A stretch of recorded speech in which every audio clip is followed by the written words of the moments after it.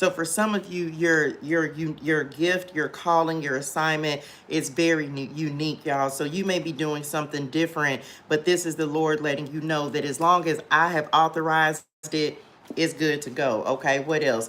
328 is coming in. This is Psalm 32:8 message. I will instruct you and teach. Told y'all, I will instruct you and teach you in the way you should go. I will counsel you with my loving eye on you. If you, this is part 2, y'all, so make sure you go back and watch the first part of the message. This is instructions, divine guidance, wise counsel, observation. For many of you, there are new instructions. Like the Lord's getting ready to give you a new set of instructions, right? We have the road right here. So this is also a door that is opening. Be mindful of distractions, right? Be mindful of distractions, because in this season, y'all, the enemy may be trying to distract you. If you can see on this card, there are all these different roads and they're basically leading to nowhere. So be mindful, because the enemy may be trying to distract you in some way.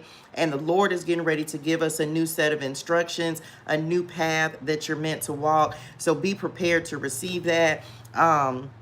Because there's some pivot, there's some change that is happening for us, y'all. So be prepared to receive a new set of divine wisdom, divine guidance that is coming in for you. But this is like, if once the Lord shows you your path, once he shows you the way, this is the way, walk in it. Once he shows you your path, stay on that path until he gives you a direction to get off of that path. Many times that's how we create delays for ourselves, right? We will create a delay because instead of walking in the way that the Lord has told us, come on, God. We had a message earlier this week that talked about the holy road, the holy highway. So make sure that y'all go back and watch that message. Like, this is a path. Come on, look, I got to go back to it. This is a path that is destined for you to walk. What day was this, y'all, that the Lord was talking about?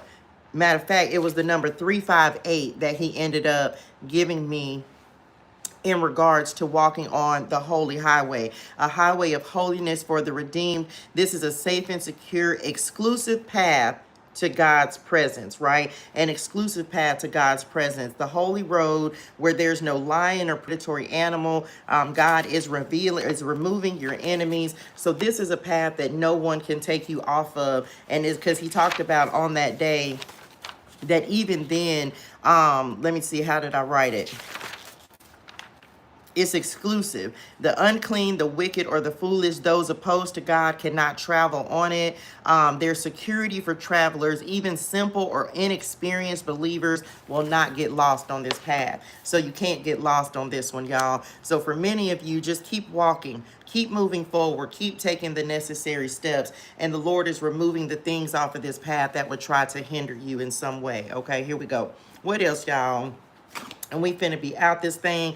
Face your fears, feel your fears, and do it anyway. For many of us, y'all, this is a season where thank y'all, that's where I was going earlier. What you're being called to do is going to seem like it's bigger than you. If you don't have some fear, I'm not a person who's gonna say, oh no, I'm fearless. Not okay, because when you're doing something new that the Lord is instructing you to do, when you're doing something that, and we talked about this the other day, you don't have a reference point for. You don't know. It's like, Lord, you don't have anybody to ask. You just have to continue to walk forward. There's fear, but there's also faith. There's just like, well, Lord, I'm gonna do it anyway, even though I'm scared, even though I feel like I'm alone, even though I don't really have anybody to ask. This is where so I'm not a person who says who believes that you shouldn't have some fear, because your fear is what feeds your faith. If that makes sense. Your fear is what feeds your faith. And so don't be fearful, just be faithful, but acknowledge that you have fear as you're trying to do or step into something new or do something. Some of you, this could be in regards to a relationship where it's like you're afraid to love again because you've been hurt or something like that. The Lord is going to send you the person who's meant for you, but don't be afraid to love just because you've given love in the past and it didn't work out the way that you thought it would, okay? Feel your fear and do it anyway, whatever it is that the Lord is telling you to do. There's too many cards. I'm not going to take all of them. Let's close this out, y'all. Here we go. Y'all. So let me show y'all what's at the bottom of the deck. the Hanged Man, and we just have the Hanged Man that came out with another card. I'm getting ready to tell y'all what that is. The Hanged Man was at the bottom of the deck when I pulled cards for myself, and then we have it here as well. This is enlightenment. This is letting go. This is surrender, a change in perspective, and what came out with this is the Sapphire. And this talks about spiritual insight. It talks about hope and faith, power and strength, divine favor. Drop it in the chat. I'm blessed and highly favored. This is like being mentally prepared. There's enlightenment that is coming in for many of us, y'all. So some of you, spiritual insight. Thank y'all. It's like you're understanding more. The Lord is revealing more. It's more understanding. It's more wisdom. This is discernment. The Lord showed me something yesterday. And for some of you, just understand this. When you pray for discernment, the Lord is going to give it to you, right? So some of you, you're going to be able to see through things.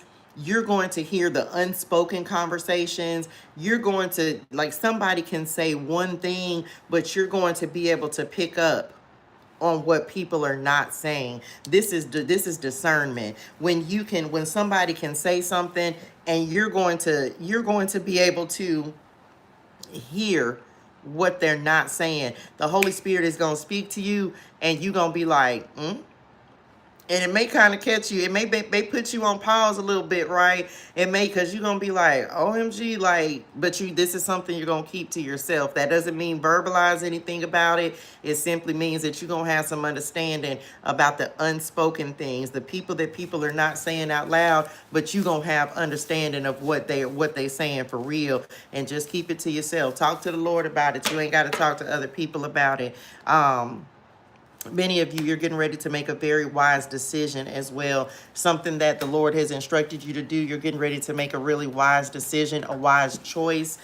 Some of you are getting ready to be chosen for something as well. So congratulations for whatever that is. There's something that the Lord is putting in place for you. And again, this is destined for you. This is something that the Lord has orchestrated for you to have specifically as you're walking on this path, right?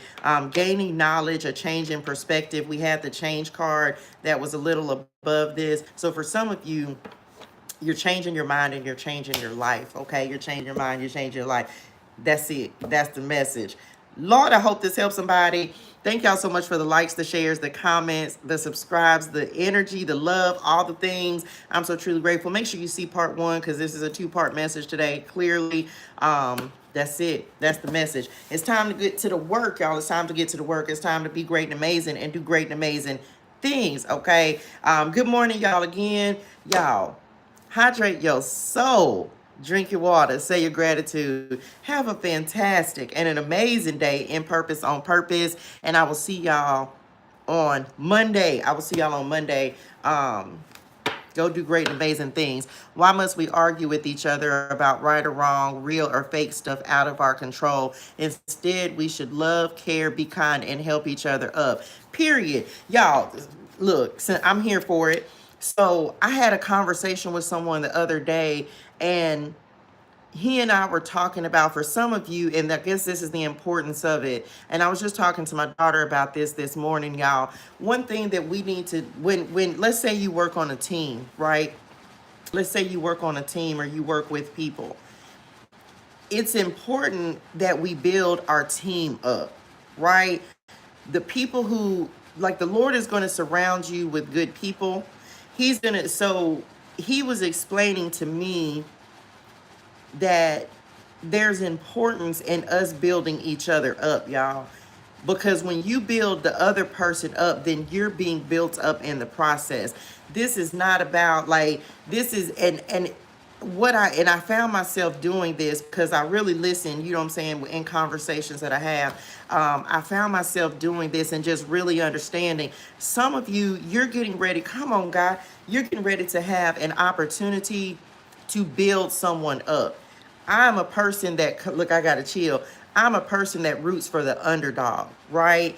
I'm a person that, the person who thinks that whenever that person that everybody thinks is not going to succeed, That's who I'm going to make it my business to build up, because I've been the underdog in a lot of situations, y'all.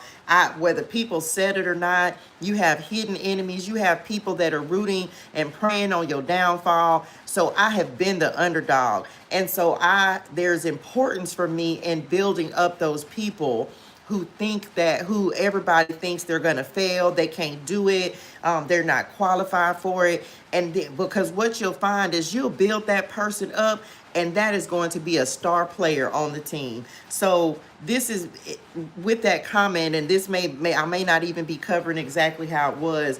Make it your business instead of jumping on the bandwagon. I just had this conversation this morning.